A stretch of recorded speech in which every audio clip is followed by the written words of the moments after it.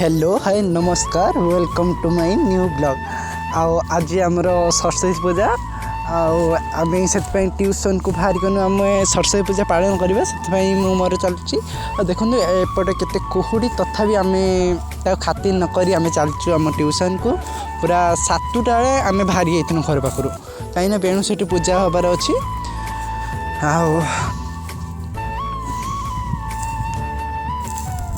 तापर किसी समय पर आम आसिक आम ट्यूशन पहुँच जाइनु झील छुआ तार रंगोली पकड़ लगे अधे भी छुआ आस सारे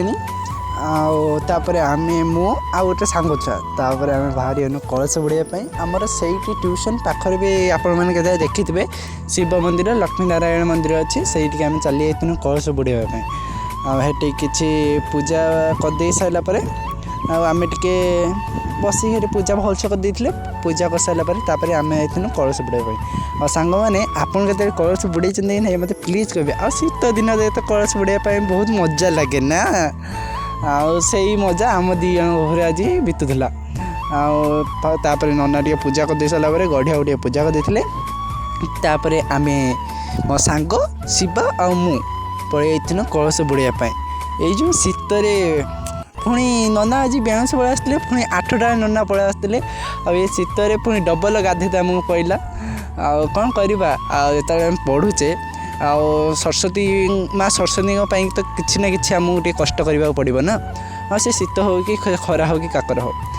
आम कलश बुड़े देकी आम पड़ा आसतीनु उपरको उपरे नना किसी पूजा करदे पूजा कर दे सारापर आम बाहर थीनु आम ट्यूशन को जी फाइनाल आम पूजा हम चलतु मु आम ट्यूशन भीतरटा को भी मु देखेबी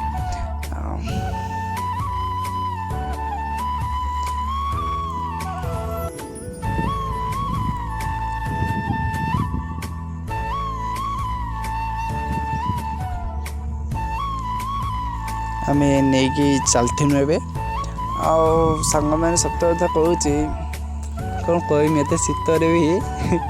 हाँ से शीत भीतर सब छाड़ आम तापर आम पड़ा ट्यूशन को मुझे आपको देखुची आम ट्यूशन केमती सजा फास्ट तो गेट पाखे एमती सजा मैंने भीतर डेकोरेशन एमती आम ट्यूशन डेकोरेशन भल लगुच कि नहीं मत प्लीज कमेंट करेंगे हाँ कि ना तापर आम ये पूजा करदे सारापर